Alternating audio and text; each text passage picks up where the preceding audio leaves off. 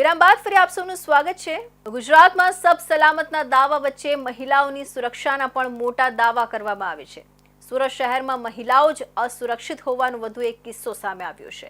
8 થી 10 લુખ્ખાઓએ મહિલા પર સળિયાથી હુમલો કરવાની ઘટના સામે આવી છે। શહેરના ભટાર વિસ્તારમાં સોમનાથ સોસાયટીમાં મહિલા પર હુમલો કરાયાના સીસીટીવી પણ સામે આવ્યા છે।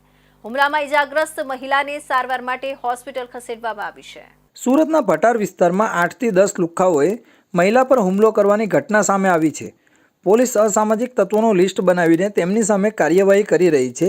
તે છતાંય પોલીસનો કોઈ ડર જ ના હોય તેવી સ્થિતિ જોવા મળી રહી છે। ગુનેગારો વધુ બેફામ બની રહ્યા છે અને પોલીસ કડક કાર્યવાહીની વાતોમાં મસ્ત બની છે। ભટાર વિસ્તારની સોમનાથ સોસાયટીમાં વિરામ અને સુખ ભરવાડે તેમના સાગરીતો સાથે એક મહિલા પર જાહેરમાં હુમલો કર્યો હતો।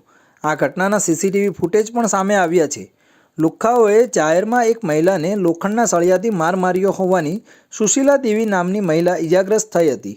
ખટોદરા પોલીસ સ્ટેશનની હદ વિસ્તારમાં મહિલા પર જાહેરમાં હુમલો થતાં મહિલાઓની સુરક્ષા મુદ્દે સવાલો ઊભા થયા છે। ઇજાગ્રસ્ત મહિલાને સારવાર માટે 108 મારફતે સિવિલ હોસ્પિટલ ખસેડવામાં આવી હતી। સુરતમાં પોલીસ હવે આવા લુખ્ખા તત્વો સામે એક્શનમાં આવશે કે પછી મહિલાઓ અસુરક્ષિત રહેશે તે આગામી સમય બતાવશે।